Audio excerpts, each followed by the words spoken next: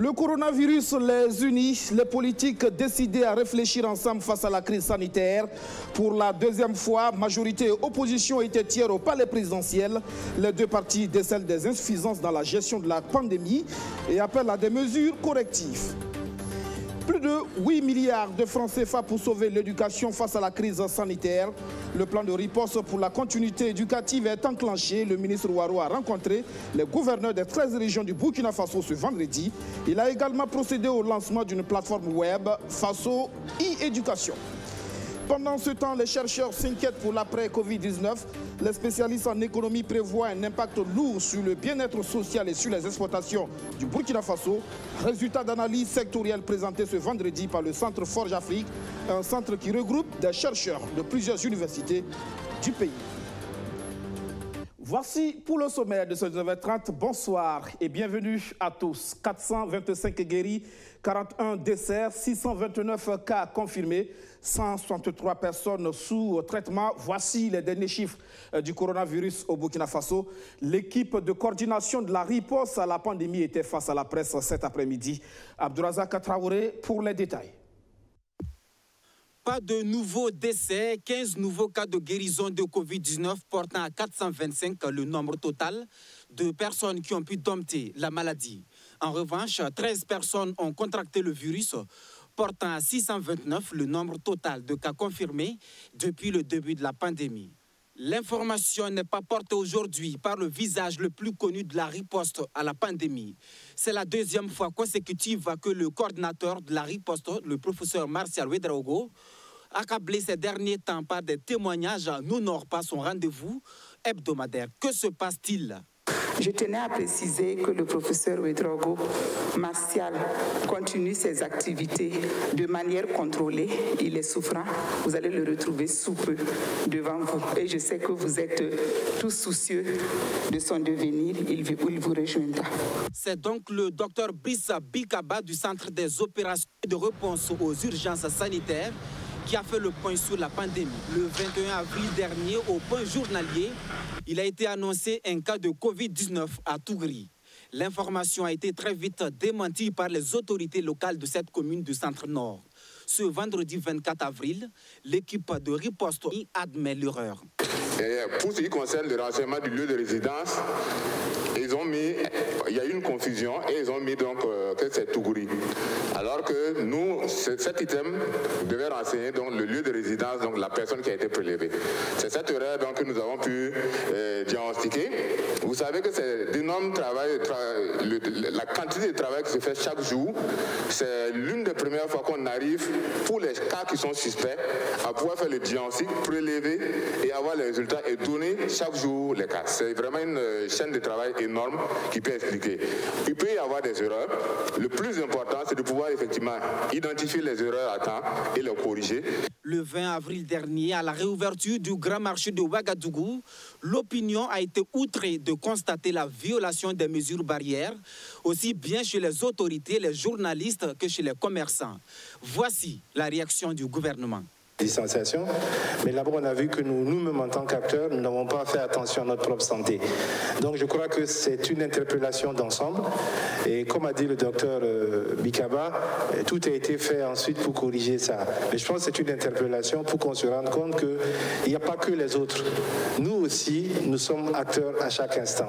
Il y a eu véritablement sur cette question-là quelque chose qui ne devrait pas se produire et je pense que chacun d'entre nous doit tirer conséquences pour les suites à venir. Le gouvernement va travailler à renforcer les mesures de prévention. C'est ainsi que nous sommes présents sur les lieux du marché et par des volontaires que nous avons formés. Qu'en est-il des 2 essais cliniques annoncés par le gouvernement ? La pivirine et la chloroquine attendent toujours l'approbation du comité d'éthique. Mais selon la ministre de la Santé, le dossier suit son bonhomme de chemin. Il est pratiquement bouclé et les essais auront bel et bien lieu, a indiqué Claudine Louguet. Le point général à Ouagadougou, le point régional à Bobo-Dioulasso. Le comité de gestion des épidémies des Hauts-Bassins parle de victoire et d'espoir. Beaucoup de guéris, néanmoins, la mobilisation reste intacte au sein de l'équipe de riposte. Fatimata Koulibaly, Soto Justin Dabiré. Que faut-il faire des cas de patients de coronavirus difficiles à gérer? Une interrogation et un casse-tête pour le comité de gestion de la pandémie du coronavirus de la région des Hauts-Bassins. En effet, des patients internés à l'hôpital Sorosano ont tendance à se révolter, refusant parfois de prendre leurs produits ou voulant sortir pour des besoins personnels, selon le professeur Poda, chargé de la coordination technique pour la riposte de la COVID-19 dans les Hauts-Bassins.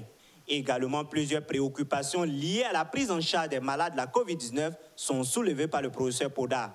Et en ce qui concerne le matériel urgent dont on a besoin, depuis quelques jours, nous sommes là-dessus avec la coordination Covid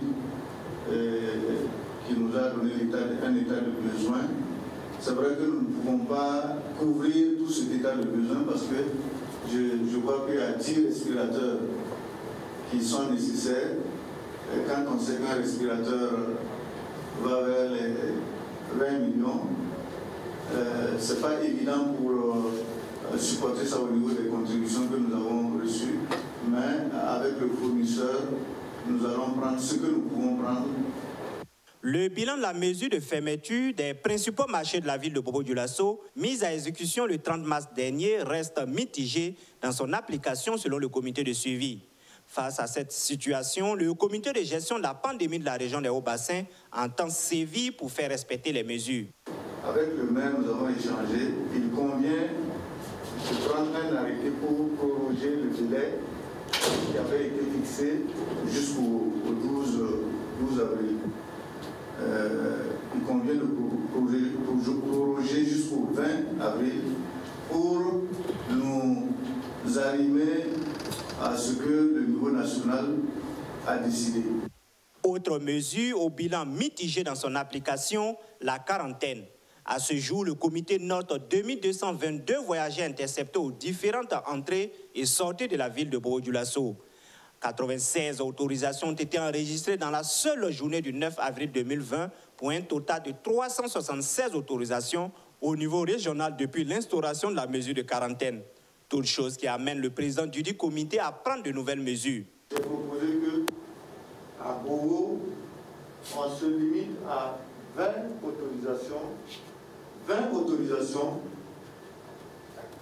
maximales, ça veut dire qu'on n'est pas obligé d'atteindre les 20 par jour au niveau régional et au niveau de la province du Houé, on ne dépasse pas 15.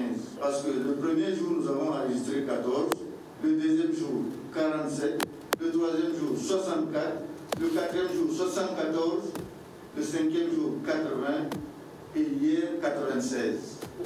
Ces chiffres vont crescendo.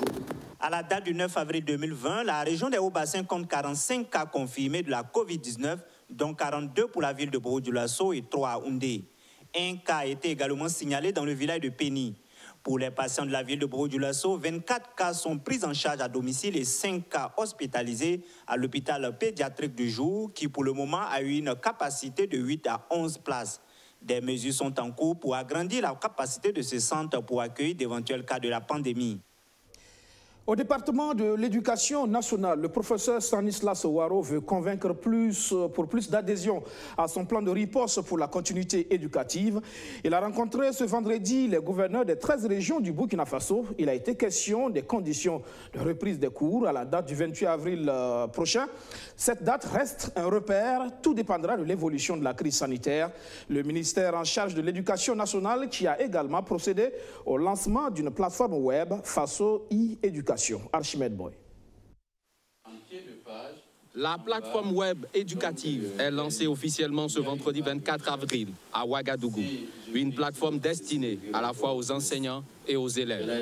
Aux enseignants, nous avons prévu d'y inscrire tous les curricula, l'ensemble des guides pédagogiques, les émissions radio. Les élèves, nous avons prévu de résumer des cours avec des exercices interactifs d'apprentissage conformes aux programmes officiels. La première étape de la mise en place de cet outil a été entièrement financée par l'UNICEF. D'un montant d'environ 35 millions de francs CFA, il possède un contenu varié. Cette plateforme a été créée pour aider en fait, les acteurs de l'éducation à disposer des ressources numériques pour pouvoir préparer les cours, les élèves à compléter aussi les leçons qu'ils ont reçues en classe. Et en fait, il y a plusieurs modules qui sont prévus et à terme, ça devait pouvoir permettre un enseignement à distance. Ce lancement intervient pendant que le ministre en charge de l'éducation, Stanislas Waro, rencontre les gouverneurs des 13 régions du pays. En vue de permettre la réouverture des classes fermées suite à la Covid-19, ils échangent sur le plan de riposte pour la continuité éducative. Il y a la nécessité de travailler à la réouverture des établissements et c'est pour cela que nous travaillons justement à cela. Et avec l'ensemble des gouverneurs, 13 gouverneurs des 13 régions du pays, nos directeurs régionaux et donc des responsables au niveau central, nous avons réfléchi à comment faire pour reprendre les activités.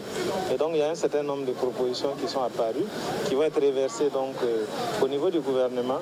Et le gouvernement va aviser certainement par les canaux habituels en rapport avec donc, ces questions, les perspectives liées à la reprise et aux évaluations et aux examens.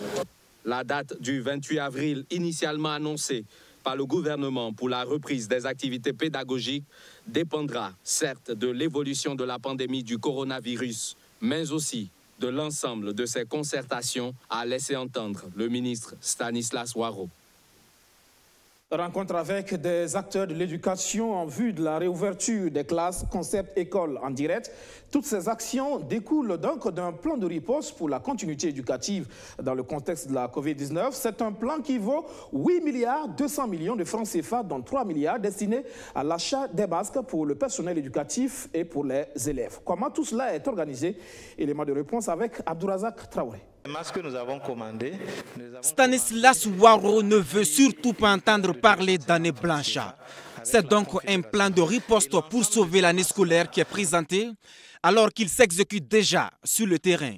La phase qui consiste à enseigner via les nouvelles technologies de l'information et de la communication ne vise pas à changer le système d'enseignement au Burkina Faso. Nous sommes dans un processus où cette initiative n'a pas pour objectif d'achever l'année scolaire. Ça a pour objectif de maintenir le maximum d'élèves dans la continuité pédagogique. Pour éviter que quand on va reprendre, si c'est un délai un peu long, qu'on ne soit pas à reprendre une nouvelle année. Si vous regardez ces enfants-là, actuellement, vous voyez ce qui se passe. Les enfants, pour la plupart, sont abandonnés, donc ils sont chez eux, il y en a qui sont en train de s'amuser toute la journée et tout. Si vous laissez 6-7 mois et vous ramenez ces élèves-là, il y a des élèves qui n'auront même plus leur cahier. En plus d'une reprise via les nouvelles technologies de l'information et de la communication, ce plan de riposte pour la continuité éducative planche sur la réouverture des salles de classe. La date du 28 avril est annoncée, mais elle pourrait évoluer selon le ministre Waro. Toutes les dispositions sont en cours pour faciliter cette reprise. 12 millions de masques ont été commandés à hauteur de 3 milliards de francs CFA. Les masques que nous avons commandés à un prix unitaire de 250 francs CFA avec la Confédération. Et l'ensemble de ces masques-là, qui ont un coût de 3 milliards de francs CFA, seront acquis par l'État burkinabé et mis à la disposition gratuitement de l'ensemble des élèves de notre pays, à raison de 2 masques par élève, que ces élèves soient dans le public comme dans le privé, et à l'ensemble des enseignants du public comme du privé, et ainsi qu'à l'ensemble du personnel administratif de ces établissements. Il n'y a pas que les masques. Les mesures préventives prévues vont des dotations des établissements savants à la désinfection des salles de cours. De la désinfection, du nettoyage des établissements scolaires et des structures d'éducation non formelle. Ce n'est pas de tout. Donc ce qu'on a décidé, c'est que dans les zones où il y a eu des cas, c'est-à-dire que dans les villes où il y a des cas de coronavirus qui ont été déclarés, donc il serait bon de désinfecter les établissements scolaires, de les nettoyer avant l'arrivée donc des élèves. Il est également prévu des mesures administratives et pédagogiques pour accompagner le projet. Autant d'actions évaluées à 8,2 milliards de francs CFA. Quant à sa mobilisation, pas de souci à se faire. Le Burkina Faso n'est pas seul face à la crise. Et aujourd'hui, on a beaucoup d'annonces de partenaires, le Partenariat mondial pour l'éducation, qui s'engage à nous apporter une contribution, un don de 10 millions de dollars pour le plan de riposte. Il y a aussi donc la Banque mondiale qui nous accompagne, donc à hauteur de 5 millions de dollars à travers le projet d'appui à l'enseignement supérieur, auquel un don avait été fait, mais l'enseignement supérieur donc a décidé de nous octroyer 5 millions de dollars pour nous accompagner. Travailler à tout mettre en œuvre pour la réouverture effective des classes, c'est le plus important, mais le ministre de l'Éducation le sait. L'autre défi, c'est d'arriver à convaincre les partenaires sociaux. Ils sont déjà catégoriques, sans rétablissement des salaires suspendus, pas de cours. À ce niveau, il y a cette bonne nouvelle. Là où il y a eu effectivement des erreurs qui ont été donc justifiées par l'administration ou les personnes, donc ces erreurs ont été totalement corrigées.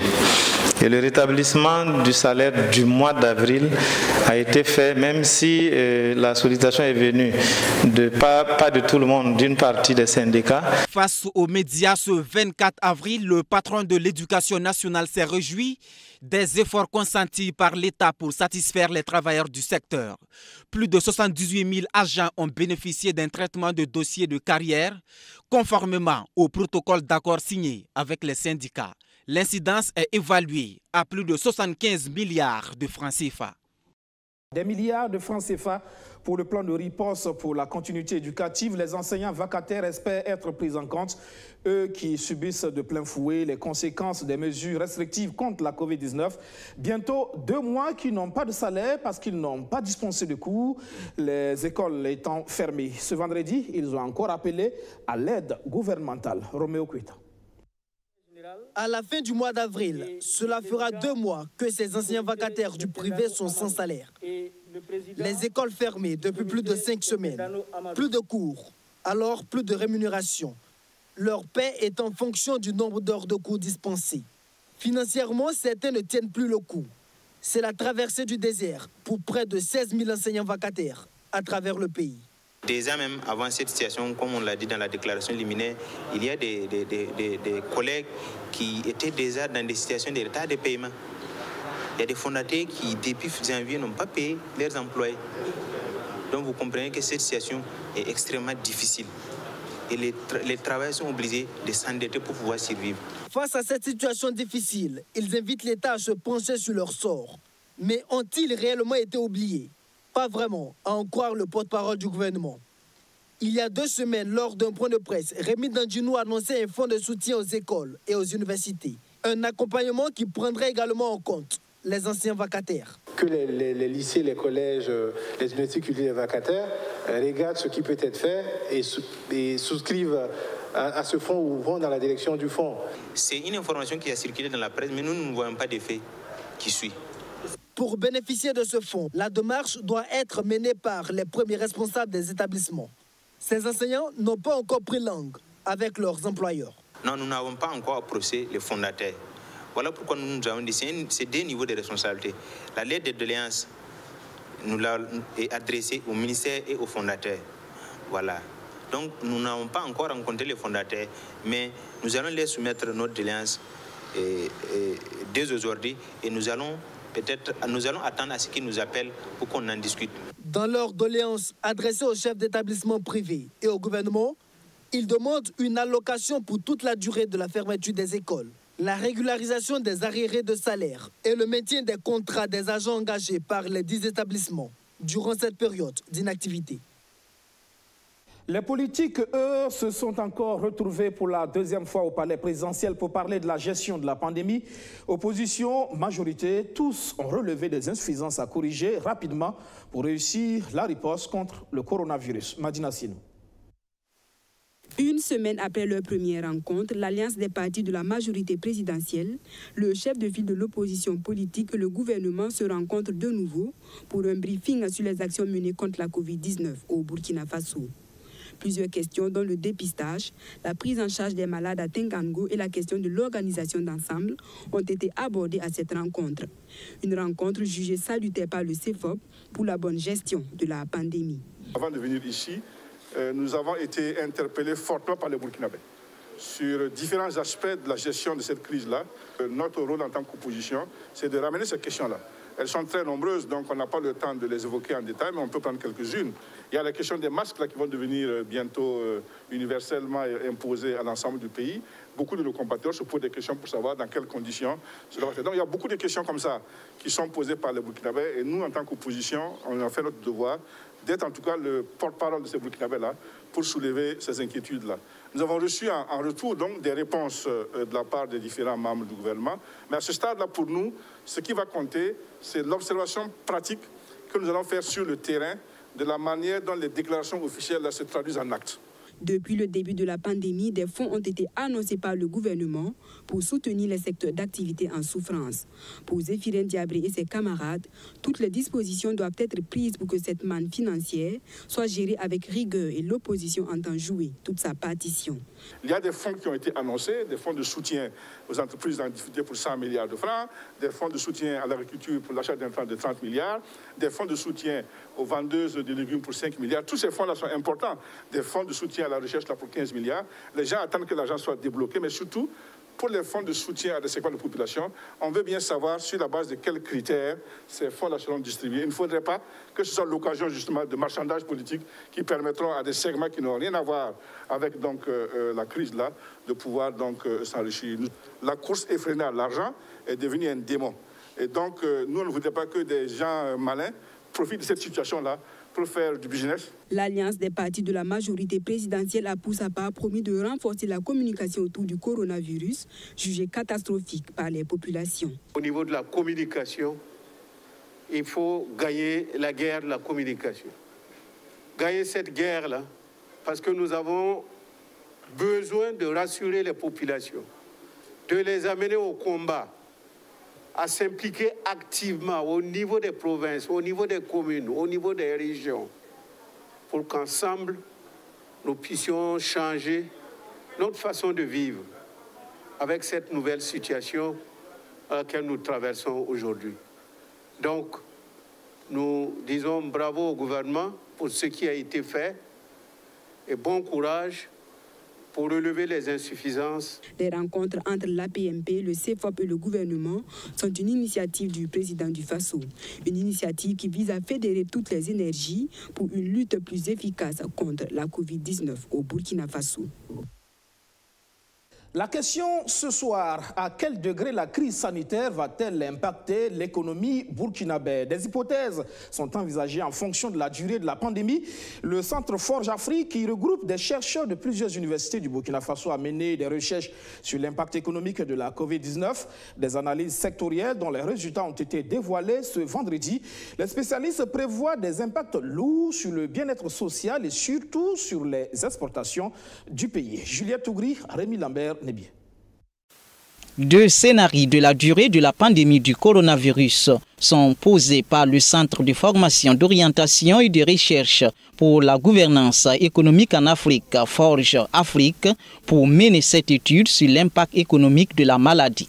Le premier est que la pandémie s'estompe dans 3 mois, un scénario d'ordre optimiste.